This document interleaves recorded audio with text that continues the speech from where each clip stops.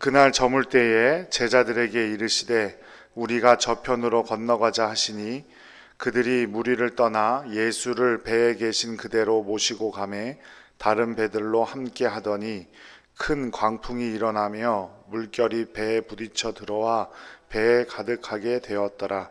예수께서는 고물에서 베개를 베고 주무시더니 제자들이 깨우며 이르되 선생님이여 우리가 죽게 된 것을 돌보지 아니하시나이까 하니 예수께서 깨어 바람을 꾸짖으시며 바다더러 이르시되 잠잠하라 고요하라 하시니 바람이 그치고 아주 잔잔하여 지더라. 이에 제자들에게 이르시되 어찌하여 이렇게 무서워하느냐 너희가 어찌 믿음이 없느냐 하시니 그들이 심히 두려워하여 서로 말하되 그가 누구이기에 바람과 바다도 순종하는가 하였더라. 아멘. 33절부터 제가 적어놨군요. 오늘도 수고 많으셨습니다. 우리 옆에 분들과 함께 인사 나누겠습니다. 사랑합니다. 축복합니다. 참 잘 오셨습니다. 모든 교회가 공통으로 가지고 있는 하나님의 말씀이 바로 성경이죠. 그죠? 그리고 우리가 함께 고백하는 신앙 고백인 사도신경도 있습니다. 그런데 문제는 교인들이 그것을 믿지 않는다면 아무리 하나님의 말씀이라고 해도 나에게는 어떤 영향도 끼칠 수 없다는 것이 문제이겠죠. 삼국지에 보면 장비가 장판교에서 전투를 벌여요. 거기서 400대 1 정도 되는 싸움을 하는데요. 그것이 나의 삶에 영향을 미칩니까? 안 미칩니까? 안 미치죠. 왜 안 미쳐요? 믿지 않으니까요. 그죠? 소설을 진짜 사실로 믿는 사람은 없을 겁니다. 하지만 하나님의 말씀은 소설이 아니라 살아있는 진리이기 때문에 우리가 이것을 믿을 때 우리의 삶을 변화시키고 우리의 삶을 바꿀 수 있는 능력이 있는 줄로 믿습니다. 그런데 그것을 믿지 않는다면 아무런 소용이 없다는 거죠. 믿지 않는 사람들이 성경 읽는 사람 많아요. 근데 삶을 바꾸진 않죠. 왜 그럴까요? 그들은 성경을 믿지 않기 때문이에요. 그냥 위대한 문학작품 혹은 유명한 종교의 경전이라고 하니까 그냥 한번 읽어보기 때문에 그런 거죠. 성도들도 마찬가지입니다. 성경을 읽되 믿지 않고 읽는다면 그것은 아무런 내 삶에 영향을 끼칠 수가 없게 되겠죠. 그리고 아무리 멋진 문장과 미사여구를 사용해서 신앙을 고백한다고 해도 그것을 믿음으로 살지 못한다면 우리에게는 어떤 영향도 없게 될 겁니다. 오늘 본문이 가장 좋은 예입니다. 오늘 본문은 사실 주보에 있는 것과는 틀리죠. 찾아보신 분들은 어린이부 교재로 우리가 수요 예배를 하잖아요. 이제 다음 주 예배 드릴 어린이들 예배 드릴 본문으로 지금 수요 예배를 드리는 건데 이번 주 어린이 예배랑 어른 예배가 함께 예배 드리기로 했어요. 왜냐하면 야외 예배니까. 그래서 좀 떠나는 분위기도 좀 내고 싶었고 또 우리 부모님과 함께 한 자리에 앉아서 예배 드리는 것이 저는 무엇보다 가장 중요한 산교육이라고 생각해요. 자주 했으면 좋겠고 그래서 좀 본문을 다른 걸로 급히 바꾸어 보았습니다. 우리가 아무리 주님께 능력이 있다고 고백하고 예수님께서 나의 주인이라고 아무리 입으로 고백할지언정 진정으로 믿지 못한다면 아무런 힘이 되지 못한다는 사실을 그대로 보여주는 본문이 바로 오늘의 본문입니다. 오늘 말씀의 제목인 주님을 의지한다는 것도 마찬가지입니다. 말로만 해서 혹은 생각만으로 해서 주님을 의지한다는 것은 우리의 삶에 어떠한 영향도 끼칠 수 없습니다. 오늘 말씀을 통해서 주님을 의지한다는 것이 무엇이고 우리 삶을 어떻게 변화시킬 수 있을지를 은혜 받으시기를 간절히 축복합니다. 예수님은 이 땅에서 3년 동안 공생의 사역을 하셨죠. 가르치시고 천국 복음을 전파하시고 병자들을 고치는 사역을 하셨는데 이 3년의 기간을 세 부분으로 나누어 본다면 처음 1년의 기간들은 예수님을 알아보던 시기예요. 백성들이 저 사람이 어떤 사람인가 알아보던 시기. 그리고 두 번째 해는 예수님의 인기가 하늘을 찔렀던 시기입니다.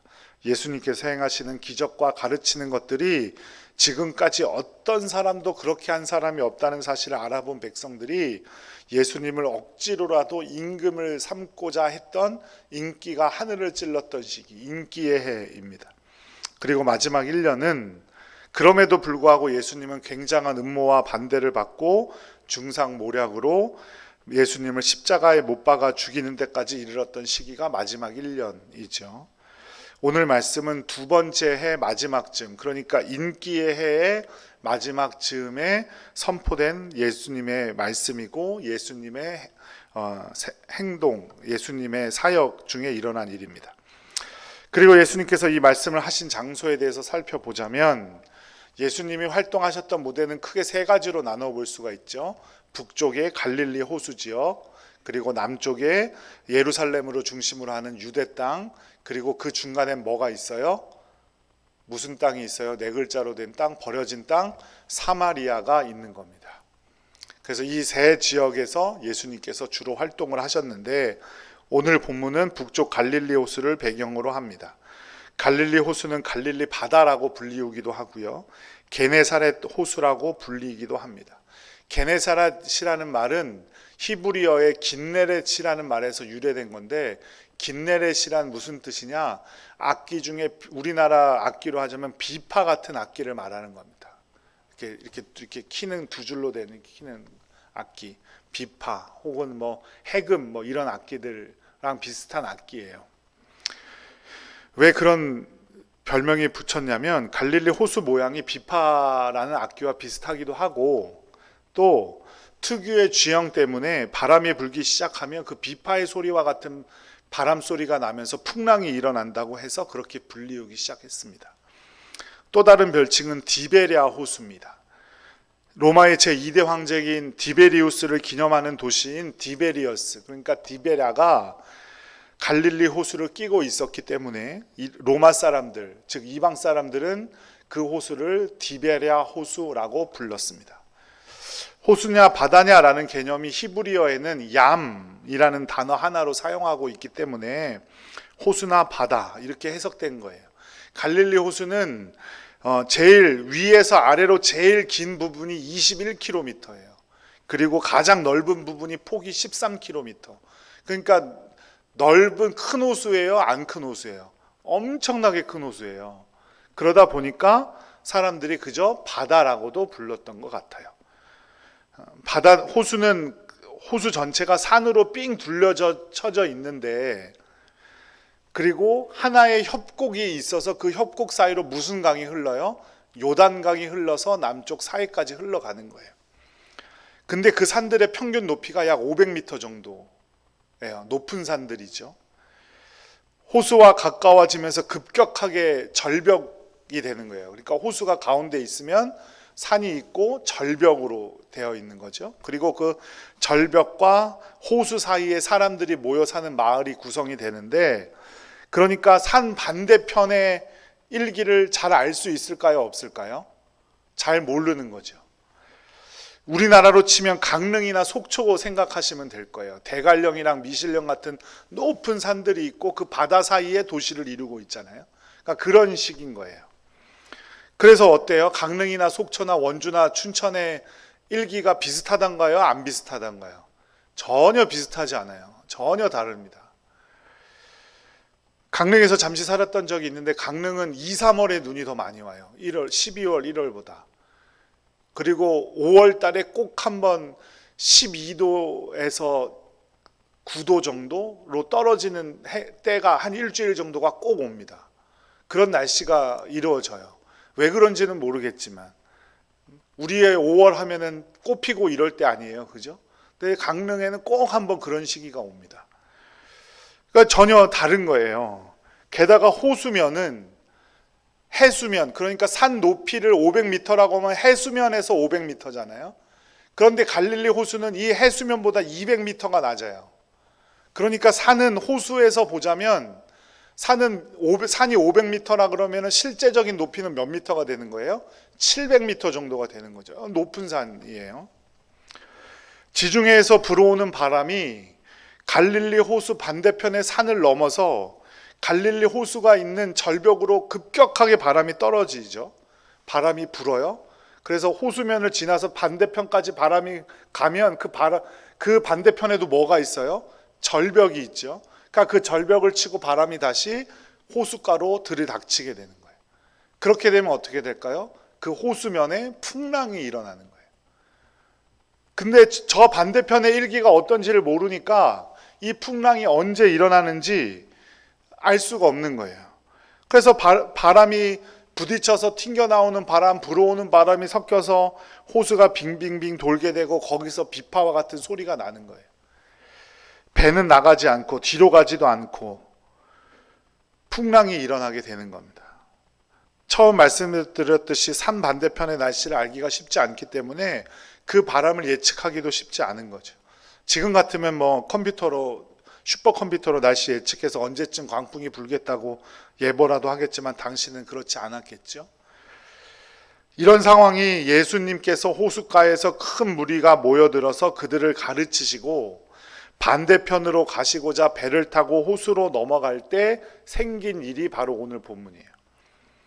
갈릴리 호수 서북 쪽에 계시던 예수님께서 동남쪽인 거라사 지역으로 가시고자 할 때 이 일이 벌어진 겁니다.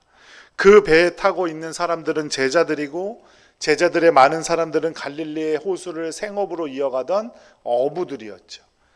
광풍만 없었다면 이들은 눈 감고도 건너갈 수 있는 곳이 갈릴리 호수였을 겁니다. 그래서 광풍을 만난 물결이 배에 부딪혀 들어와 배에 가득하게 될 때까지 그들은 자기들의 능력으로 어떻게든 건너가려고 했겠죠. 어쩌면 예수님 앞에서 자기의 실력을 보여주고 싶었을 수도 있을 거예요. 내가 이 호수를 얼마나 잘 아는데, 그런데 그들은 물결이 배에 부딪혀 물이 넘쳐서 배에 물이 가득하게 될 때까지 어떻게 하지도 못했고 그제서야 예수님을 찾았어요. 그리고는 예수님께 뭐라고 합니까? 우리를 돌보지도 않고 잠만 자고 있다고 불평하고 원망합니다. 하지만 예수님이 주무시다가 깨셔서 바람을 꾸짖으시고 바람이 그쳤어요. 그리고 제자들에게 말씀하셨습니다. 마가복음 4장 40절 함께 읽겠습니다. 이에 제자들에게 이르시되 어찌하여 이렇게 무서워하느냐? 너희가 어찌 믿음이 없느냐 하시니, 너희가 어찌 믿음이 없느냐 하셨다는 거예요. 똑같은 본문인 마태복음 8장과 누가복음 8장에는 이렇게 기록해요. 너희의 믿음이 어디에 있느냐. 이런 모습 가운데 우리가 예수님을 의지한다는 것이 무엇인지를 좀 함께 살펴보고자 하는 겁니다. 다른 사람들은 전부 예수님의 기적을 보고 예수님께 열광할 때였는데도 불구하고 그들은 예수님의 기적을 믿지 못했다는 거죠. 예수님께서 바람마저 잠잠케 하실 것이라고는 상상하지도 못했던 거예요. 그래서 그 바람을 만나고 있으면서도 예수님을 찾지 않고 물에 잠겨 배가 물에 잠길 때까지 자신의 힘으로 했다는 겁니다. 그러다가 나중에 다급해지니까 왜 자신들은 안 돌보시냐고 불평하고 원망했다는 거죠. 예수님을 의지하지 않고 있다가 급하고 죽게 생겼으니까 그제서야 예수님을 마치 자신들이 엄청나게 의지해 온 것처럼 왜 살려주지 않느냐고 불평하고 원망했어요. 이 모습을 보시고 예수님께서 너희 믿음이 어디 있느냐? 어찌 믿음이 없느냐? 이렇게 꾸짖으셨다는 거예요. 우리의 모습은 어떻습니까? 마치 성경을 들고는 있지만 믿지 않는 우리들의 모습과 마찬가지이죠.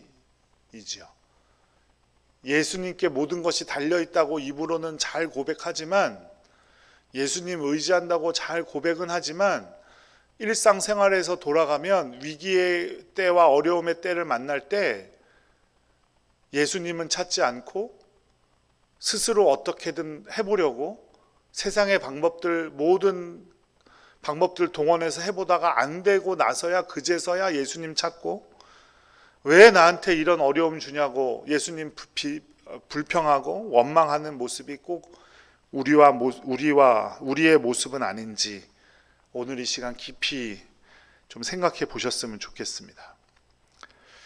중요한 건 예수님이 보시기에 그들의 모습이 믿음이 없었다는 겁니다. 믿음은, 그리고 예수님을 의지한다는 것은 하루 한 번 한다고 되는 것이 아니라 항상 해야 하는 것이란 말씀입니다. 편할 때는 자기 마음대로 하다가 어렵고 힘들 때가 되어서만 예수님을 찾고 의지한다고 눈물바람하고 해서는 안 된다는 겁니다. 매일매일 생활 속에서 예수님을 의지하고 살아야 합니다. 어린아이가 부모님이 없으면 아무것도 할 수 없는 것처럼 우리도 마치 예수님이 없으면 아무것도 할 수 없는 것처럼 살아야 합니다. 그게 바로 주님을 의지한다는 거예요. 예수님을 믿는다고 고백하고 찬양하면서도 예수님을 의지하지 못하고 살아가는 것은 믿음이 아니라 그저 종교 생활하는 것뿐입니다. 믿음은 생활이고 생활 가운데서 주님을 의지하는 것이지 일주일에 한 번, 두 번 교회에 모여서 그냥 특별한 감정 한 번 느끼는 것이 믿음이 아니란 말입니다. 야고보 사도도 이런 의지함이 없는 믿음에 대해서 설명하고 있습니다. 어떤 사람이 언제든지 아무 도시에나 가서 1년을 유하며 장사하면 내가 큰 이익을 보게 될 거라고 얘기를 해요. 야고보서 3장에 나오는 이야기예요. 내가 어느 도시에 가서 1년 정도 유하면서 장사하면 내가 큰 이익을 볼 것 같아. 그때 야고보 사도의 답이 이렇습니다. 3장 14절 말씀 함께 읽어보죠. 내일 일을 너희가 알지 못하는도다. 너희 생명이 무엇이뇨?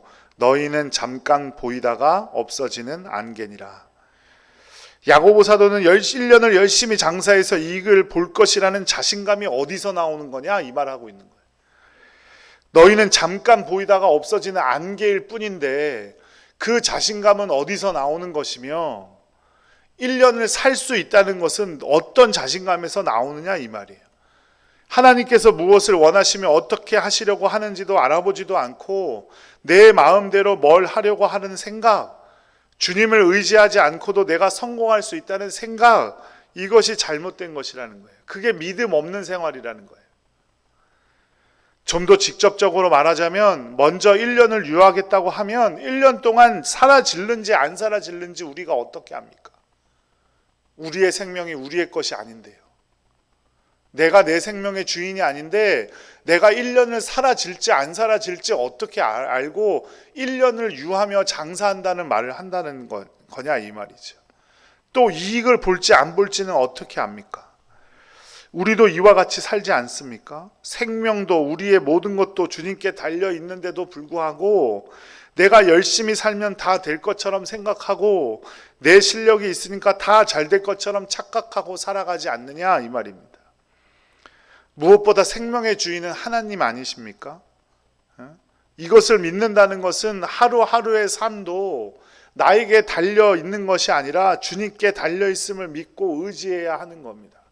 매일 아침 하루에 눈을 뜰 때, 잠에서 깰 때 그저 어제와 똑같은 하루가 또 맞아졌으니까 그냥 당연한 일이 벌어진 것처럼 생각할지 모르지만 그 하루에 눈을 뜬다는 것이 얼마나 감사한 일이고 하나님께서 나에게 허락하신 것인가 하는 겁니다.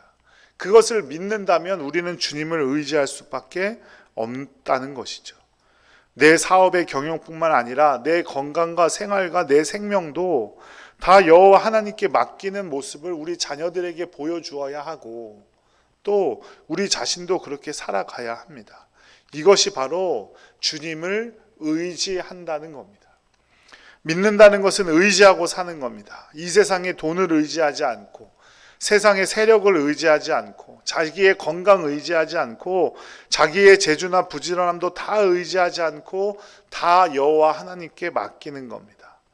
나에게 지혜 주시기를 바라고 건강 주시기를 바라고 또 기회도 잘 주시기를 바라고 나의 사업을 붙들어 주시기를 바라고 나의 가정이 거룩하고 건전하게 자라가게 붙들어 주시기를 바라고 주님이 없으면 그것이 안 된다는 믿음으로 살아가야 한다는 말이죠. 시편 20편 7절 8절 말씀 함께 읽어볼게요. 어떤 사람은 병거 어떤 사람은 말을 의지하나 우리는 여호와 우리 하나님의 이름을 자랑하리로다. 그들은 비틀거리며 엎드러지고 우리는 일어나 바로 서도다. 여호와 하나님의 이름을 자랑하는 사람, 여호와 하나님께서 나를 이렇게 만들어 주셨다고, 여기까지 인도해 주셨다고, 내가 한 일은 아무것도 없고 하나님께서 하셨다고 진심으로 고백할 수 있는 것이 바로 자랑하다는 의미예요. 그런 자가 어떻게 된다고요? 일어나 바로 설 수 있다, 이 말입니다. 사람의 가장 큰 한계는 무엇입니까? 장래일을 알지 못한다는 겁니다. 1분 후에 무슨 일이 있을지, 1시간 이후에 무슨 일이 있을지 우리는 아무도 알지 못해요. 그런데 우리의 생활하는 것을 잘 보면 마치 나에게 아직도 20년, 30년이 남아있는 것처럼 장담하며 살아간다, 이 말입니다. 오늘 해가 떴다고 해서 내일 해가 뜬다고 우리는 장담할 수 없는 존재들입니다. 그런 까닭에 잠언에는 이렇게 말해요. 27장 1절 말씀 함께 읽어볼게요. 너는 내일 일을 자랑하지 말라. 하루 동안에 무슨 일이 나는지 내가 알 수 없음이니라. 여기서 말하는 자랑하다도 같은 뜻이에요. 내일 일을 장담하지 말아라, 이 말이에요. 오늘 이렇게 되었으니 내일도 그렇게 될 것이라고 장담하고, 나는 열심히 하고 제주도에 있으니까 1년만 장사하면 이익을 볼 것이다. 지난 주일에 말씀드렸듯이 곡간도 크게 짓고 그것을 채우는 것만 남았으니까 이제 즐길 일만 남았다. 이렇게 장담하지 말라는 말입니다. 물론 저녁 노을이 아름답게 붉게 빛나면 내일 날씨가 맑겠구나. 수술한 곳이나 허리가 시큰거리면 내일 날씨가 흐리겠구나. 슈퍼컴퓨터를 통해서 기상 상태를 예측하고 아프리카에 가면 두꺼운 패딩 점퍼는 팔리지 않겠구나. 이런 일들은 누구나 예측할 수 있는 일이죠. 그렇죠? 우리가 장래에 대해서 정확히 알 수 없다라는 말을 하고 있는 거예요. 그러니 장담하지 말아라, 이 말입니다. 우리는 장래일을 정확히 할 수 없음을 분명히 기억하고 하나님께서 선하신 뜻을 가지고 우리를 인도하고 계신다는 것, 그 모든 염려를 주께 맡기면 주님께서 인도하신다는 것을 믿는 것, 그것이 바로 주님을 의지하는 겁니다. 베드로전서 5장 7절 말씀 함께 읽겠습니다. 내 염려를 다 주께 맡겨버리라. 이는 저가 너를 권고하심이라. 염려를 주님께 맡길 때 주님께서 우리를 권고하신대요. 권고하다라는 것은 자기의 가족으로 자기의 자식을 돌보아 주듯이 돌본다, 이런 뜻이에요. 예수님께서 우리를 자녀로 삼아 주셔서 돌보아 주시고 친히 길러 주시고 보호해 주시고 모든 것을 베풀어 주신다는 말씀입니다. 어떻게 할 때요? 염려를 주께 맡길 때, 즉 주님을 의지할 때 그렇게 해 주신다는 말입니다. 시편 37편 5절 말씀도 함께 읽어보죠. 너희 길을 여호와께 맡기라. 저를 의지하면 저가 이루시고. 주님을 의지하면 주님께서 이루신다. 교회들이나 이런데 기독교 단체들 건물에 가보면 화장실 같은 데 붙어있는 유명한 말이 있어요. 내가 하면 내 일이지만 기도하면 그게 누구의 일이 된다고요? 하나님의 일이 됩니다.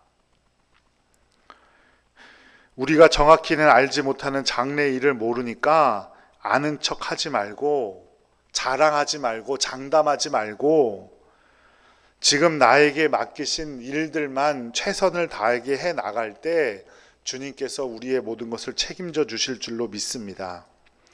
그렇다면 우리는 장래의 일을 알지 못하니까 장래의 계획도 하지 말고 그냥 살아가야 합니까? 물론 장래의 일을 정확히 알지 못하니까 그냥 넋놓고 있으라는 말씀은 아니겠죠.